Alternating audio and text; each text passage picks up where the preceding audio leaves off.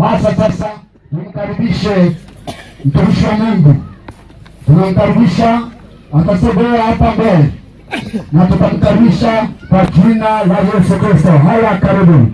Asante sana. Karibu. Bwana asifiwe. Amen.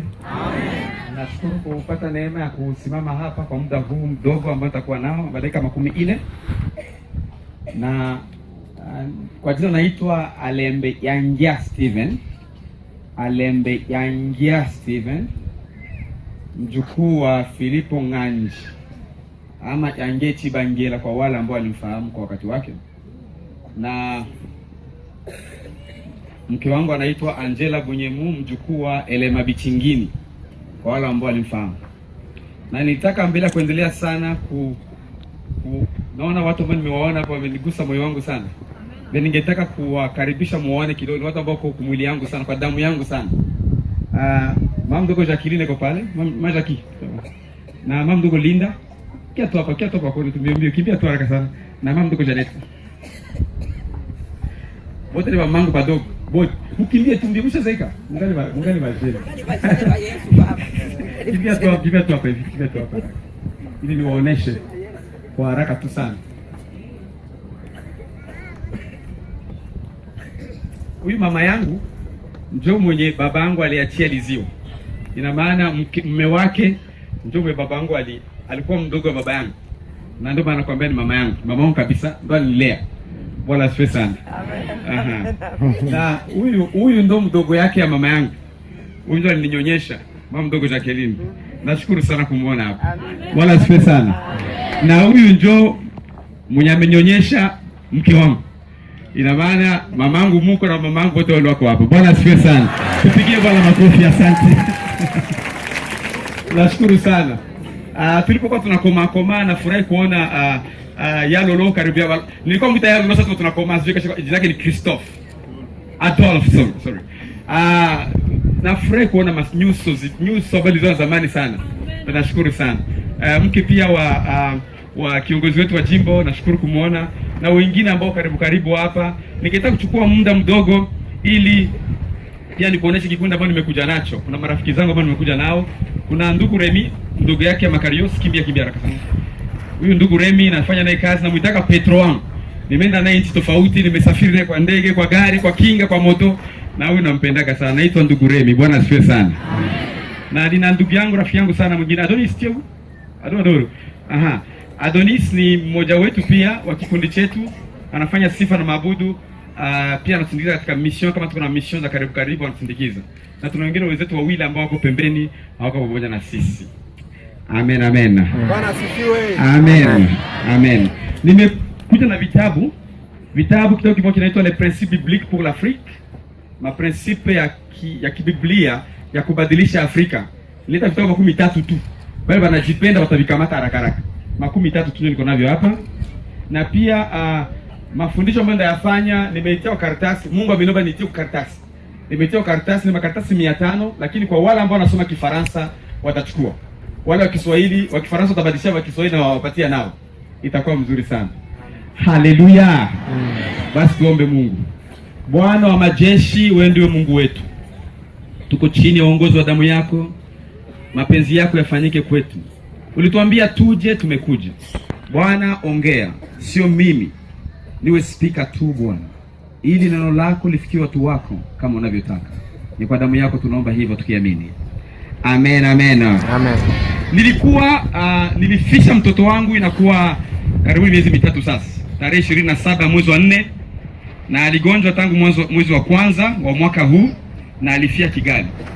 Nikateremuka naye mwili Burundi, nikaizika Burundi. Sikuhisi nirudi, na tungali hapo mpaka hivi, nikali Bujumbura. Na wakati ndugu yangu aliniambia kwamba nahitajika kuja kuongea kwa mkutano, sikuhisi nikuje kama mimi, kwa sababu muda wangu kwanza wenyewe sio mzuri. Nikawa vile katika kilio. Ya pili, na kwa siku nyingi sikuji nyumbani, na kuwa na uzito, nikasikia uzito wa kukuja. Lakini nilipokuwa kitandani hapa majuzi Bujumbura tu, nikasikia ndani ya moyo wangu roho ananiambia kwamba nenda. sasa niende, nikamwita Pangesa. Pangesa nitumie gari au franga za moto. Ananiambia si hatuna moto na hatuna gari, wewe uje. Akakonfirm ile ambayo ilikuwa moyoni mwangu kwamba nije. Na nikaona kwamba Mungu anataka nikuje.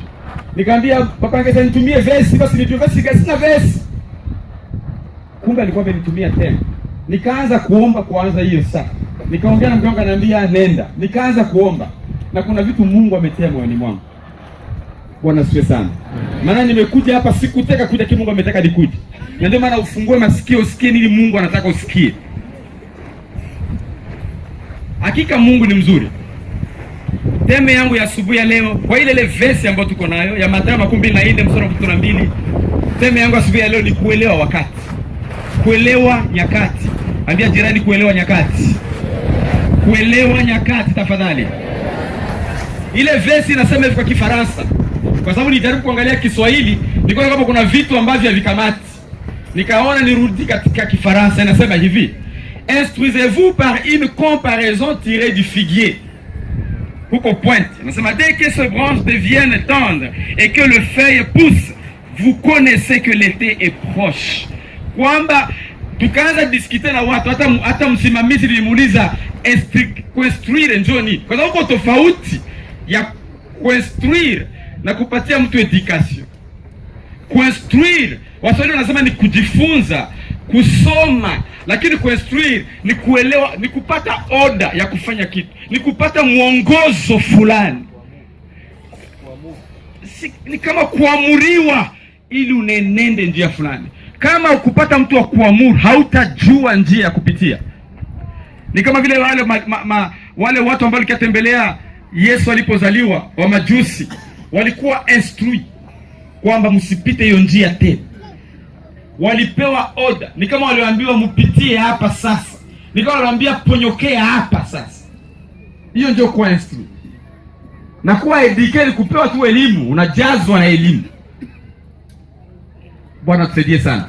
Ile verse nasema tukue instruit, tukijikompare kwa namna gisi mti unatumikaga. Afu maneno mawili yaligusa moyo wangu sana. Kuwa instruit na kuconnect na kujua. Na ndio maana nilianza kurudia kuangalia habari za uamsho, tuelewe nyakati. Mbembe ni mtu mzuri sana. Mbembe ni mtu wa juu sana. Na sina boga na haya ya kuwa mbembe. Bwana asifiwe sana. Sina hiyo woga. Najua kwa nini naisema. Ndugu zetu ambao si wabembe unielewe vizuri sana. Sasa tuseme kama nyinyi wabaya. Nasema tu kwamba sisi tuko wazuri sana. Haleluya. Na nyinyi mko pia wazuri kwa namna yenu, lakini sisi kuna utofauti wetu ambao tuko nao. Na hiyo tofauti ilitokana na uamsho ambao uliingia kwetu. Kuna vitu tofauti ambavyo niliviangalia. Katika hii nchi ya huku Ubembe, kuna upendo wa kweli. Mbembe ikupenda ni kama mzungu. Hana saa, hawazagi ingine kitu, haonagi makonsekansi kesho, hakwagi na reserve, anajimwanga, anajitupa ye wote. Upendo wa kweli. Ndio ilitokana na uamsho ambao ulikuja kwetu. Watu wote ambao walizaliwa nyuma ya 15 walijimwaga moyo. Na ukutana tumesiota na tunda ya uamsho. Ndio maana upendo kaza vile automatic. Kwa sababu kuna kitu iligusa kwetu.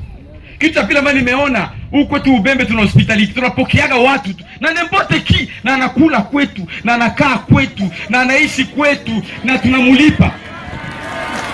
Haleluya. Anakuja kwao, anakuja kwetu, analala mwetu, anatulimia shamba, tunamlaza, tunachunga usalama wake na tunamlipa. Tunamuoea na kumuoea na tunamsindikiza kwa kuangalia makwabo na tunaenda. Oh, haleluya. Ni hospitality, ni watu tunapokea watu.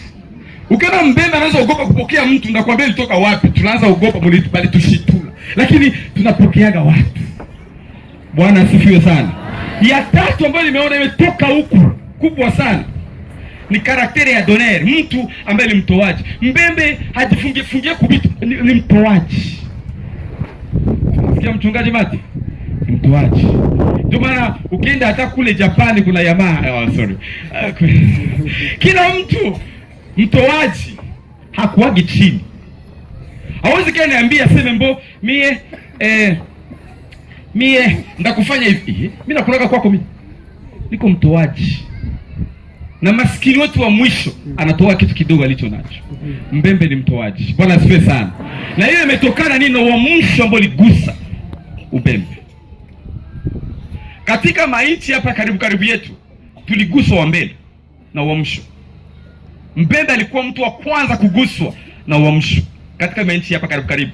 Afrika ya Kusini tutangulia, Nigeria tutangulia, na ya tatu ni yetu. Tumeguswa. Na mtu aliyeguswa huko ni ubembe. Tukapanua kupatia watu wengine habari njema.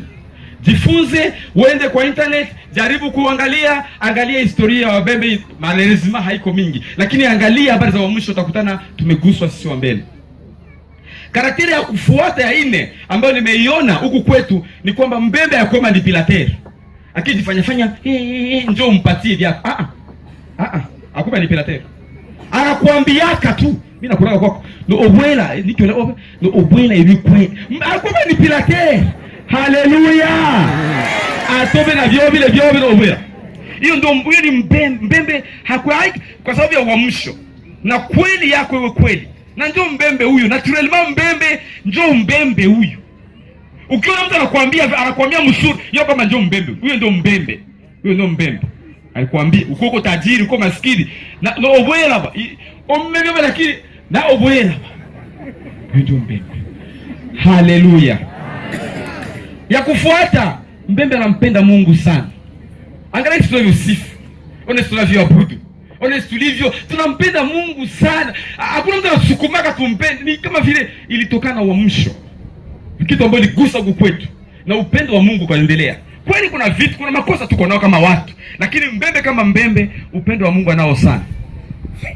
Mbembe ukimwambia twende Goma kufanya injili, hata kwa mguu anaweza katoka hapa na kafika Goma.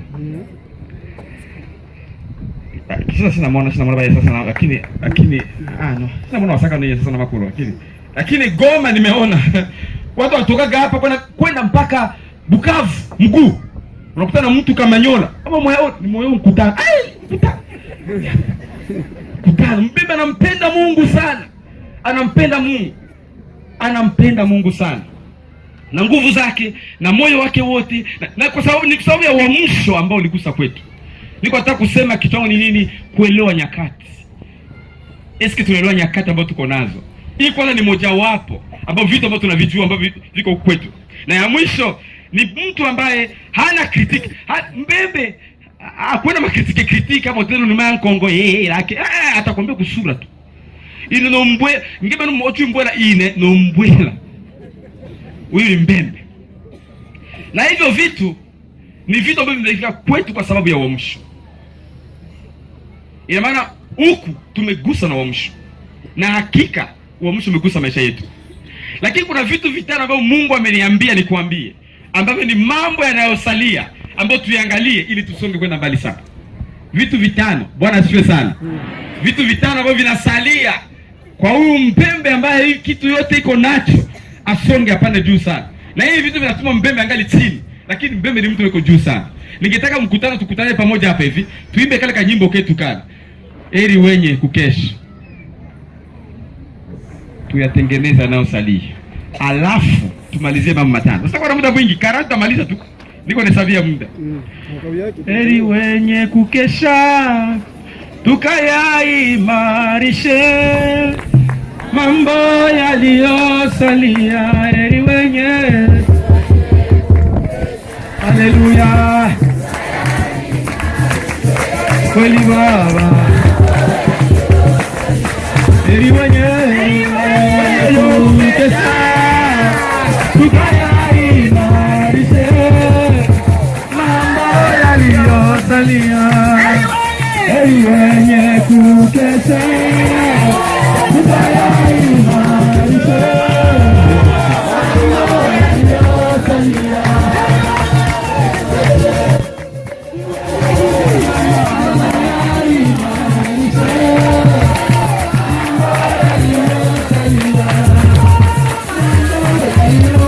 Yeah.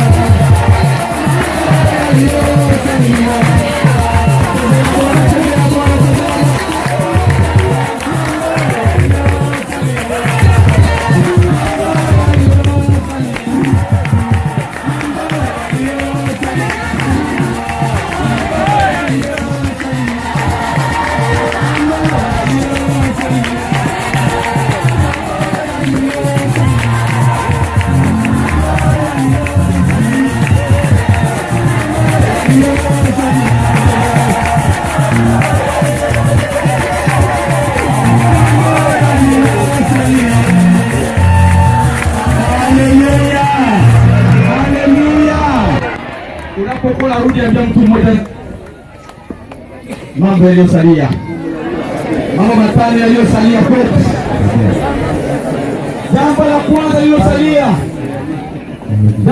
lililosalia kwetu ni uongozi.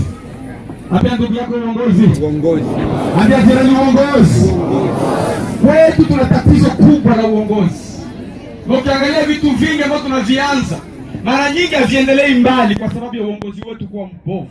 Mungu anataka kwamba uongozi wetu tengemane. Ujuzi juu ya uongozi. Wakati yote vitu vikubwa vilifanyika vya uamsho. Na hii hakika Mungu ametaka uisikie. Wakati vitu vingi vilifanyika vya uamsho, kwanza Afrika Kusini, kwanza Nigeria, huku kuna watu walijulikana wao ndio walikuwa source ya kitu ambacho natembea. Hiyo ilikuwa ni uongozi. Lakini unapoendelea kufikia sasa hivi, tuna shida la uongozi. Bwana usaidie sana.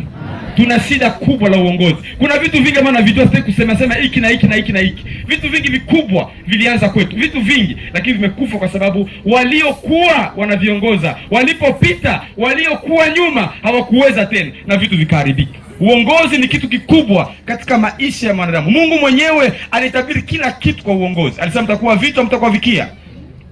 Mtakuwa vitu, mtakuwa mikia. Ina maana uongozi ni cha muhimu sana. Uongozi ni cha muhimu. Taifa la Israeli lingetoka Misri kwenda Kanani bila kiongozi. Hakuna hata siku moja.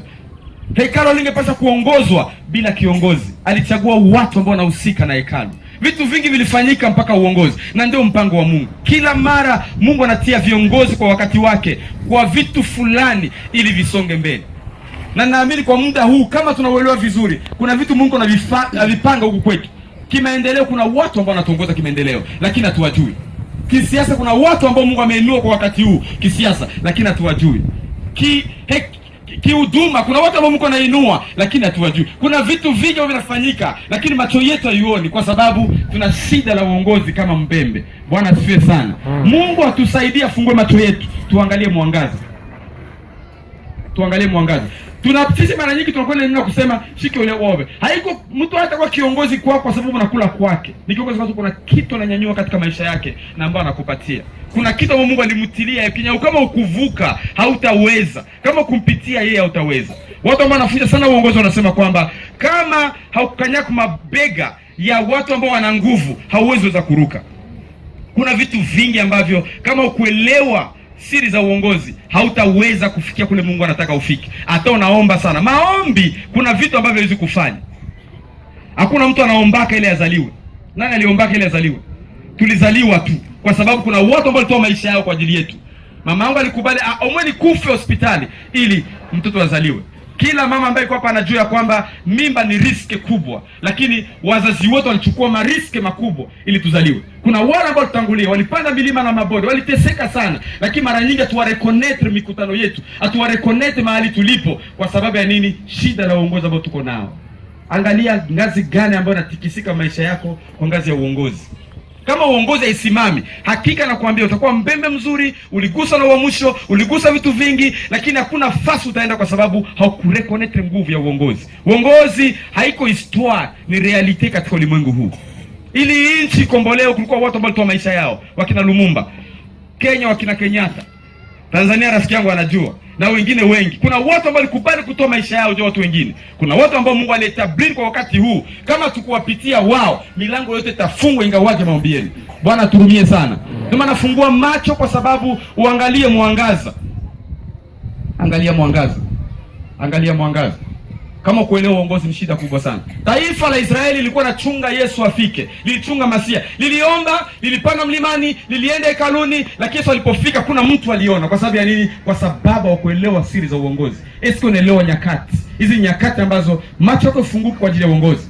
Ukitaka kuwa mbembe mzuri, ambao utakuwa ule mbembe wa uamsho, jua ya kwamba uongozi ni siri kubwa sana. Wakati wa mwisho tunasikia watu walipona, tunasikia nyama zilikufa, tunasikia samaki zililiwa, tunasikia pori zilitosha matunda makubwa, watu walipanda mihindi wakakula kwa raha, chakula ilikuwa kingi. Siamini kama wakati wale waliomba kutuzidi sisi. Kulikuwa siri moja walijua habari za uongozi. Na haya yorondela akitombwe, na haya yorondela akefasifu. Kwa sababu ya nini? Kulikuwa watu ambao walikuwa wanachukua mzigo kwa ajili ya watu wengine. Sisi leo tunakuwa na oso mabwana biawa. Hiyo iko shida ya uongozi ambao tuko nao. Na hakika Mungu ametaka uisikie. Haiko bure huko hapa. Singetaka kuja. surtout generation beko na inuka na wasomena nakile Bukavu aba none batufashie bola niyo to bokile Bukavu. Bwana turumie sana inasomena bola aba none batukia bola nicho ekolo na mbeshonge ba achwe ni nini. Kwa nini unainuka? Elewa siri za uongozi. Uongozi ni kitu kia muhimu sana katika maisha yetu. Kila mara kama ujui fasi yako, kama ujui fasi ya uongozi katika maisha yako, wanani lazima ujikunje kwao ili wakubali wakanyage mgongoni ili uruke. Hakuna mahali utaenda ingawaje unafikiria. Haleluya. Uongozi ni mzigo mkubwa wa kila mwanadamu. Apart sisi tu kwanza. Kuna watu wengine ambao wameendelea sana, lakini tukirudi hapa kwetu tuna hiyo shida. Leo tuko tunakimbia twende Amerika, twende wapi? Kwa sababu tunakimbilia uongozi wao. Barabara zao ni nzuri, tunakimbilia uongozi wao. Hospitali zao zimetengenezwa sawa, tunakimbilia uongozi wao. Masomo yao yamejengwa vizuri, tunakimbilia uongozi wao kwa sababu walimu wao hawakwepagi masomo. Uongozi ni shida, uongozi. Lakini na sisi tutafanya hivyo vitu wapi? Na watu wakaja huku kwetu. Uongozi ni mzigo mkubwa. Kama tukujua siri ya uongozi, tunapata shida. Kuna watu wanatuongoza kiroho. Haiko sasa yuko Kadaf wala Methodist wala kusepaka wala wapi, tuwareconnect wale watu. Mbinguni hakuna denomination yote. Mbinguni kuna watu ambao walikubali Yesu kwa Bwana Mwokozi wa maisha yao. Haleluya. Ndio maana acha mahistoire, na ete la kalo shikalo kanisa ben. Acha mahistoire, angalia watu ambao walinyanyua mzigo kwa ajili yetu. Watu ambao walinyanyua mzigo kwa ajili yetu. Tuwatii, tuheshimu, tutembee nao kwa ngazi yao. Kwa sababu kwa ngazi yao kuna vitu Mungu aliwapatia. Hakika ni kwamba ulimwengu unakimbia haraka. Tuko mutation. Vitu vinageuka sana. Vitu vingi vinageuka. Leo inakuwa makompyuta, inakuwa mitandao, inakuwa vitu tofauti. Wale wazee wetu hawakujua vile. Sasa namna gani sisi tunachukua vile vitu vyao na tukizipeleka generation mbele na kuja? Ukienda hata kwa mitandao kutafuta majina ambao watu waliongoza wa mwisho huko kwetu, unakutana kwamba hakuna hata moja. Uende kwa mtandao uangalie, hakuna hata mmoja. Na kuna vijana wote ambao walifanya informatiki. Shida za uongozi. Kutokujua ya kwamba niko gisi nilivyo mpaka na ulobochwa. Amen, amen. Hiyo ni shida ya uongozi. Kwa hiyo jiulize, kwa nini chui simba anaitwa roi de la forêt? Kwa nini aigle ama tai inaitwa yeye ndio mfalme wa anga? Si kwa sababu ni mkubwa, mnene, mrefu, kwa sababu macho yake yanaona mbali sana. Kuna watu ambao Mungu ameinua karibu yako ambao wanaona mbali kuzidia. Jaribu kushuka na uangalie. Uongozi sio miaka. Uongozi sio cheo. Uongozi sio masomo. Uongozi ni uwezo wa kuona kwenye wengine waone. Uwezo wa kunyanyua vitu ambavyo wengine hawazinyanyua ingawa si ulivyo. Angalia watu mbele yako ambao walikuwa hivyo. Kitu cha pili ambacho kimesalia kwetu lazima kitengelezwe. Hii karatasi takupatia, utabakia nayo. Kitu cha pili ambacho kimesalia ni kuvalorize udongo, kuheshimu udongo, kupatia thamani udongo. Udongo katika vitabu Mwanzo sura 1:16-18, Bwana alipoumba mwanadamu alimwambia tawale udongo, alimwachia udongo atawale udongo. Lakini sisi leo tunaanza shindwa. Unaanza ukienda kwenu kwa ulizali wako unauliza watu hivi na shiololo shika ende shiololo mama ole ende ndo leti na lolo ende udongo wa babu yangu. Ina maana hatuna tena hiyo sense, hatuna hiyo uwezo, hatuna hiyo kuelewa kupatia udongo valeur, kujua kwamba udongo ndio heritage ambayo inakuwa. Mungu akutuambia tutapatia watu wetu heritage ya magari wala manyumba, udongo. Kuna ile verse ya Mwanzo 12 mstari wa kwanza. Mungu anamuita Abrahamu, anamwambia kuja, nitakuonesha fasi, nitakuwa yako na uzao we. Udongo. Hatuna tena makwetu. Unastahili kuwa na kweli, unastahili kuwa na udongo. Kama ni milimani milimani, kama ni mabondeni mabondeni, kuwa na udongo. Tafuta udongo. Na wazee wetu watuchungie udongo, watupatie udongo bali bakiana na baba yao. Sasa mnapita tunasema hii ndio udongo ye babu yetu aliniachia. Hii ndio udongo wa wangu aliniachia. Hii ndio udongo naachia watoto wangu. Atuvalorize udongo. Heritage kubwa ya kwenda kwa generation nyingine ni udongo.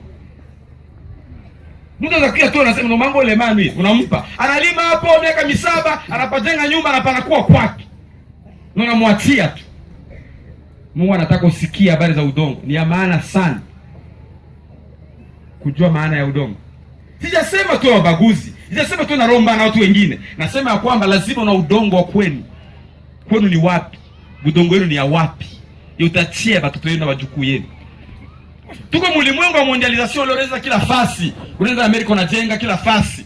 Hiyo haina shida, lakini udongo wa kwenu ni wapi? Haleluya. Na hiyo ni vitu vigumu na viongea, lakini Mungu ametaka uvisikie. Mungu ametaka uvisikie kwa wakati huu. Udongo ni wa wapi? Au kapotelea pote huko na kwenu. Chunga udongo wa kwenu. Chunga udongo wa kwenu. Cha tatu ambacho lazima tukitengeneze ni kujua katika hii generation, katika huu uzao, katika huu ukoo, katika huu uzao wa sasa, wakina nani Mungu amewatia mungazi tofauti ili wasaidie wengine. Tunakuwa na hicho kitu sisi, zaidi sisi kwetu sisi Wabembe. Mbembe wewe support kitu cha ndugu yake. Afadhali kwa mwingine, hapana ndugu yake. Bwana anataka urudie katika hali yako ya kufikiri. Ujue kwamba kuna watu ambao Mungu ametia kungazi tofauti, support wale watu. Simama na wale watu. Sio kuwapatia pesa, waombee. Sio kuwaombea tu, wasalimu na heshima. Mbembe hata kiongozi mkubwa kwa namna gani? Hapana. Olomanu mwana hiyo kila nyongona yakiza na maana. Hiyo ndio kwetu. Lakini hicho kitu kinavunja heshima ya ukoo kwenda kwa ngazi nyingine. Unajua ule mtoto wakati unamfanya vile mara mingi, una frustrate kichwa yake telemake, atako na wengine watu, hahisi kuwa ni kiongozi, anahisi kuwa tu ikiwa mwana nyongozi cha Lutoroman. Inakuwa shida. Bwana asifiwe sana. Haleluya. Mfalme ni mfalme. Awe mtu wenu, kama Mungu amemtia kwa ngazi, mpe heshima. Awe mtoto wenu, mpatie heshima. Sio wewe ulimtia, ni Mungu alimtia. Mkubali jinsi alivyo. Haleluya. Tuko na hiyo shida, tuko na magumu. Aso babeni ochoda. Gaza itile baseke na mashoro wake. Hapo inakuwa matatizo kwa sababu kila ngazi na ngambo yake. Babu yangu kutoka kompyuta hata siku moja. Kompyuta buto kwa hakuna. Lakini mimi naijua ni mangazi tofauti. Kuna kitu baba amefanya, kuna kitu mimi nitafanya, kuna kitu watoto wetu watafanya na wajukuu wetu watafanya. Ndio maana ni vizuri kila kizazi. Angalia watu Mungu amewatia. Katika siasa kuna watu, katika maendeleo kuna watu. Sipendi kujenga tu watu, najua watu wa kutosha. Katika vitu katika huduma kuna watu. Angalia wale watu Mungu amewatia ni nini. Connect na kile kitu. Kwa sababu ni uwezo wa Mungu unafanya watu kwa jinsi walivyo. Bwana asifiwe sana. Hiyo ni vitu ambavyo vinasalia, ambavyo sisi lazima tuvitengeneze. Na kama tuvitengenezi, tutaomba sana, tutapanda milimani na kuna kitu kitageuka. Kwa sababu pesa ziko mbinguni, pesa ziko duniani. Halo. Pesa haziko mbinguni, taone banki mwikoro. Banki tilano. Na kila babu mwikoro ibe Mungu ale mibi. Biblia na ukisoma pesa inaandikwa hivi. Les contrefacteurs sont des servitudes pénales. C'est-à-dire kama pesa ziko mbinguni, maana Mungu ni contrefacteur. Pesa ni hapa.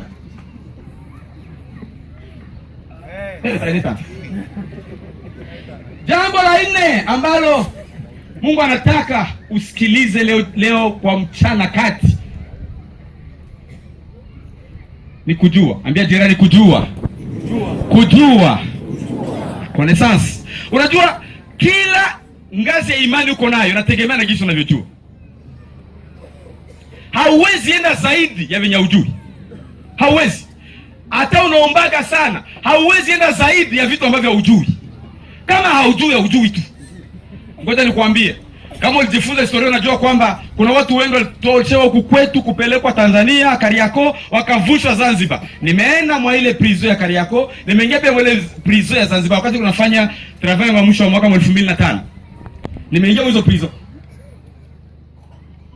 Balikuwa napelekwa na kakizana kadoka moja au wili, 20 ans, 22 ans. Kamoja mbele kingine nyuma. Mulolongo. Baba Kongomani. Mlolongo kwanza hapa mpaka Baraka. Mtu mmoja mbele, mwingine kwa nyuma. Watu lubelele. Kwa nini? Rangi nyeupe ndio Mungu. Na kila mtu anaogopa. Hana bunduki, ana fimbo tu. Na watu wanashindwa kumwambia tutakupiga leo. Iocho. Bosi kabo. Kama haujui. Hata wanaombaga sana. Zikaze. Tuchange pamoja na maombi yetu kujua. Haleluya. Tuchange kujua. Tunapojua imani yetu inajengwa. Tunapojua tunakuwa nguvu kupiganisha vita vya kiroho. Kama hujui. Yana nchungulo sema mabele. Ile abatuposi lupelele mpaka Tanzania. Hapana. Na vile tena hapo mnamnyanyua. Akiona anachoka mnamtia hapa kipoya. Mnapeleka. Ça doit finir. Il faut ya mambo ya badiliki. Ndio maana kujua ni ya muhimu sana. Ukitaka badilisha mtu usimuombee, umfundishe. Ndio maana wakoloni balikia tia mashule. Wakasema watu hawa kuatilia shule tawageuza. Tulikuwa tunavaa buchi, unajua. Uchi wa nyama na tunatia kangozi tu. Wakasema watu hawa ni kama vile wasome. Kupeleka mtu kwa masomo alipaswa kupigwa fimbo kwao sana ili aende shule. Kumbe alikuwa kutusaidia. Kama tumebadilika leo kwa sababu tumefunzwa. Ni kwa sababu kuna vitu tumejua ambavyo tofauti na watu wengine. Niko nataka kusema nini? Elewa nyakati. Huu ni wakati wako. Na hivi vitu Mungu amekutumia navyo ili uvijue na ubadilishe maisha yako. Amen, amen. Hii ni wakati wako. Haiko bure. Upembe conference za watu kutoka kila mahali, kila pembe, kila njia ili ukiosikia ya mambo. Hii ni wakati wako, tafadhali. Jaribu kufungua masikio, jaribu kuwa makini. Ukijiombea na ukiangalia nini ambayo inasalia ya wewe kutengeneza. Mmoja wetu wamesonga mambo haya. Wengine bado hawasikia. Wengine wanasikia leo. Lakini ndio Mungu ametaka tusikie kwa sote ili tuweze kuelewa ya mambo. Kujua ni ya muhimu sana. Kujua inaweza influence decisions zako. Kama haujui, kuna zingine decisions ambazo utakamata za kijini. Ukaweza kwamba umejua. Jikaze ujue. Kuna vitu, unajua kuna nafasi ambayo ukienda, unakutana. Umango atalete mfano ya rais. Kuna watu wengi ambao watatoka hapa kwetu. Wanawazaga hivi. Dunia mzima watu wanavalaga vikwembe. Alama kisafiri akifika mahali kwa watu wavala pantalo, kuselesho. Ni kujua tu. Kwa sababu kuna mahali watu wanavaa tofauti na sisi. Na wanampenda Mungu. Bwana asifiwe sana. Amen. Ndio maana ni vizuri kujua. Unapojua macho yako yanafunguka. Kuna vitu vingine ambavyo vitakushitua kwa sababu unajua. Haleluya. Kuna vingine wakulagi vitu sasa tunakulaga hapa. Kenge itinye mamanga muda. Sasa ukimletea bugale ulitoa ndushisha sumu. Kwa sababu hazoei kula vitu vizito, anakula vitu rahisi. Wakati unajua, urahisi unakuwa mkichwa yako. Unaelewa vitu haraka, unaadapte haraka na unasonga haraka. Hata nipatie mfano mdogo. Kama ulikuwa unaenda kwa yule mtu mwenyewe, unajua kama chakula yote ni bugali, ndio atakupatia $2 ama $1. Unampelekea bugali. Kufika kwake watu cha sumu, atakupa kitu tena. Haina maana wakati unajua, unarahisisha pia maisha yako. Kuna vitu utavipata kwa urahisi. Kuna watu waona kwa urahisi. Kama unajua kuingia kwenye ofisi ni protocol, unasimama. Inie lakini haujui. Bakalo lu mwana amboko osema wabitobolo witombwe waole. Hapana. Kujua. Wakati unajua maisha yanakuwa rahisi. Bwana siwe sana. Na utakayekuwa na sasa elakayo esinatikio mbocha kabisa. Ana vitu mahanga au kujua na rahisisha maisha yako. Unakuwa na amani hata wewe mwenyewe kwa sababu unajua. Haleluya.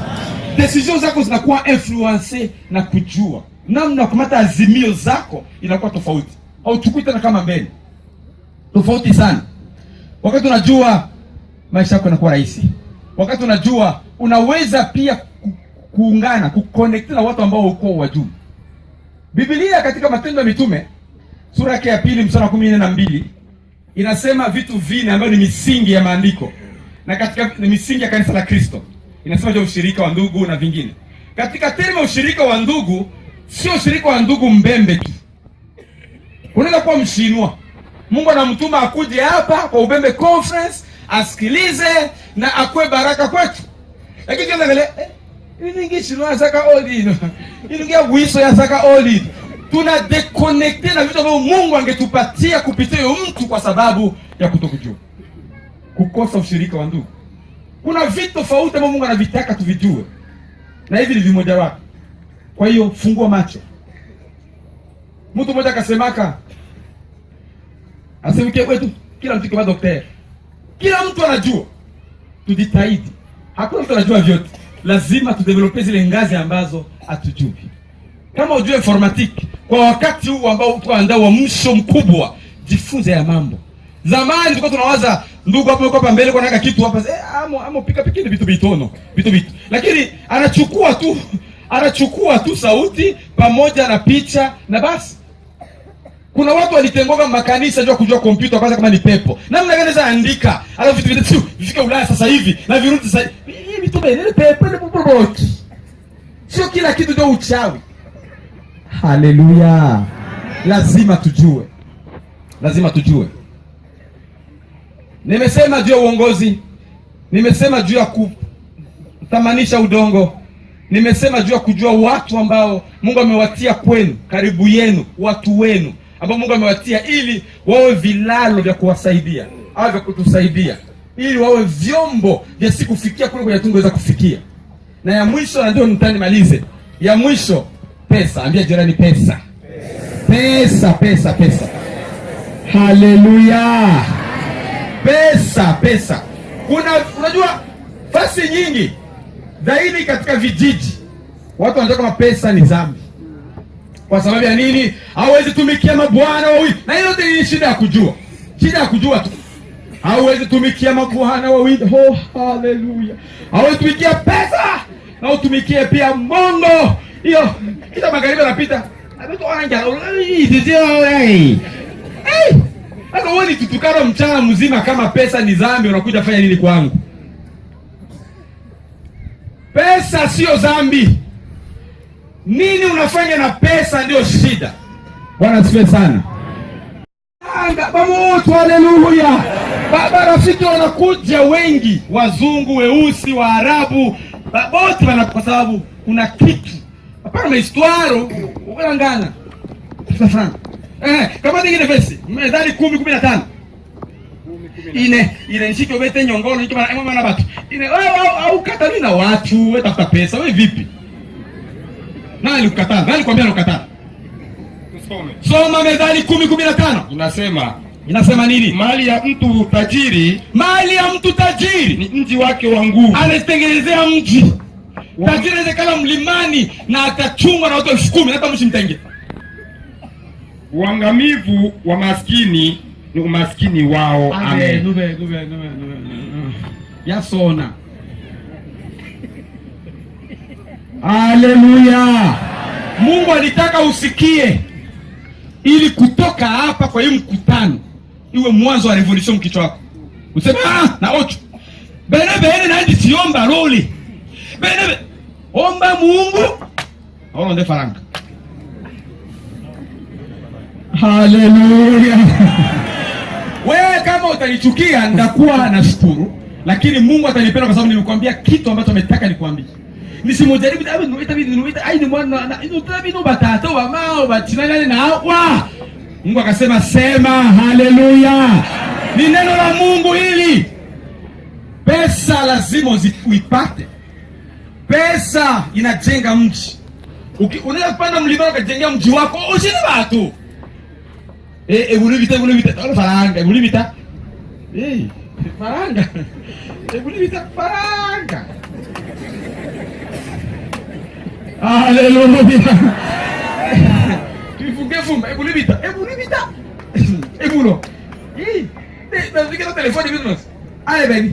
Ombele enwe kianga second. Na ba to elufi almost.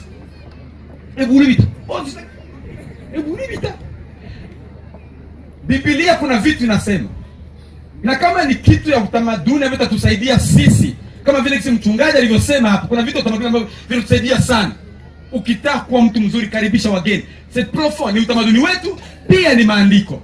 Na kuna vingine vitu ambavyo sio maandiko. Kama vile nini? Za botonga wala wala mweko. Sio maandiko. Acha histoire, piga kistari, tia pembeni. Hata nikuambie kitu ambacho kimeigusa moyo wangu. Waongo wake mweko wala sako. Acha hizo mavesi za uongo sasa kwa maandiko.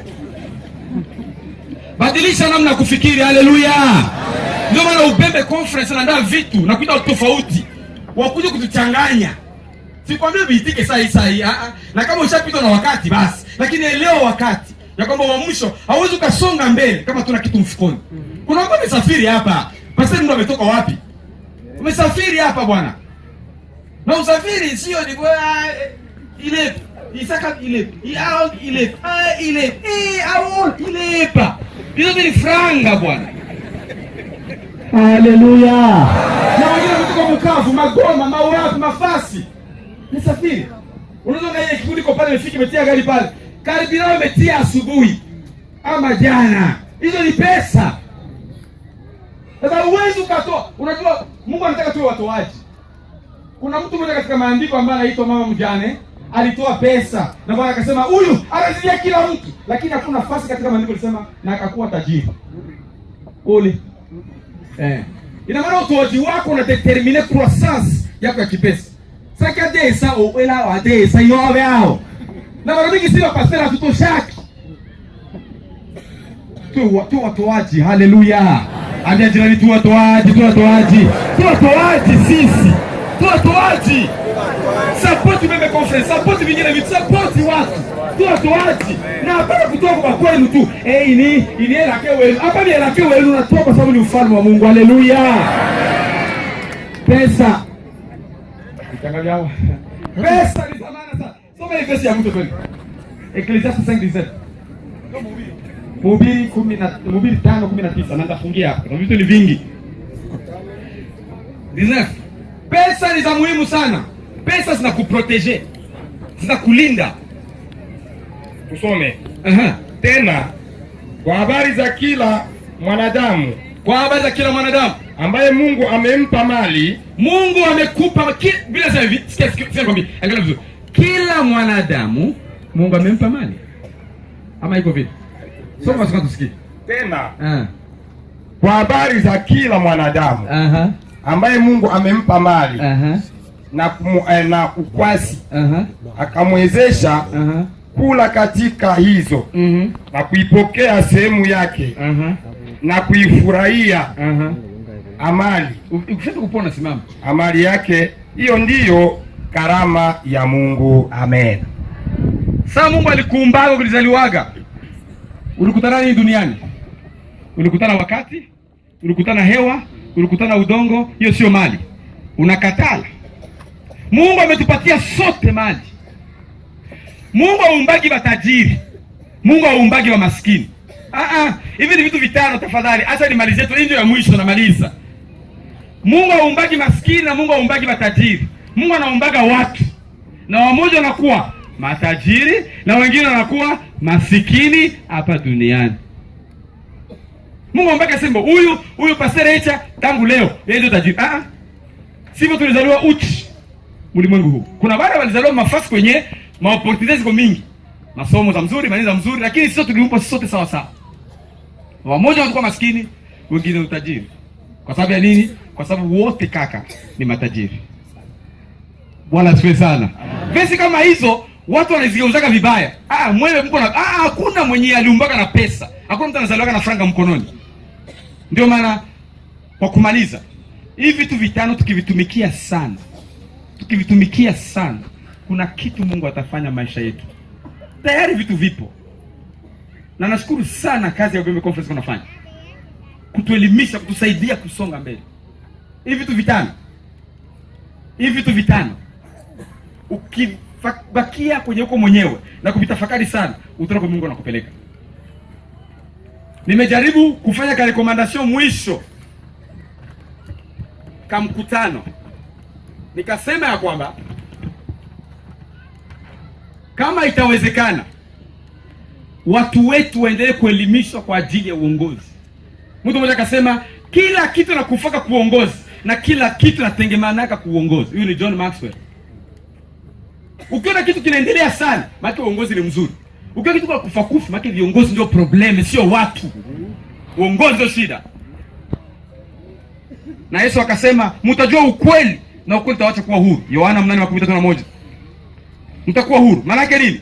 Maana yake ya kwamba kila ngazi ambayo hauko wako huru, hauna kwa amani, hauna kwa furaha, haujajua ukweli moyo ngazi. Kuleta kwa mfano wa pesa.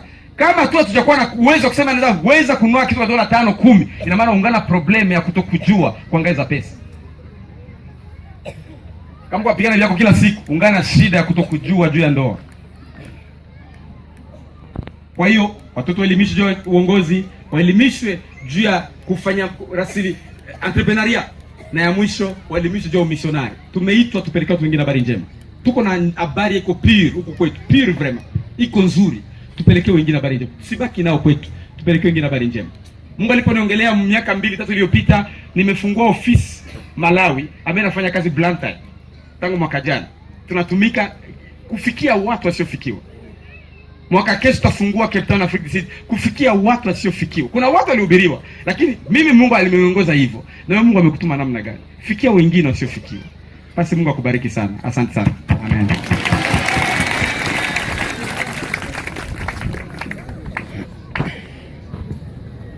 Injili ni ushindi, injili ni uwezo, itangaze.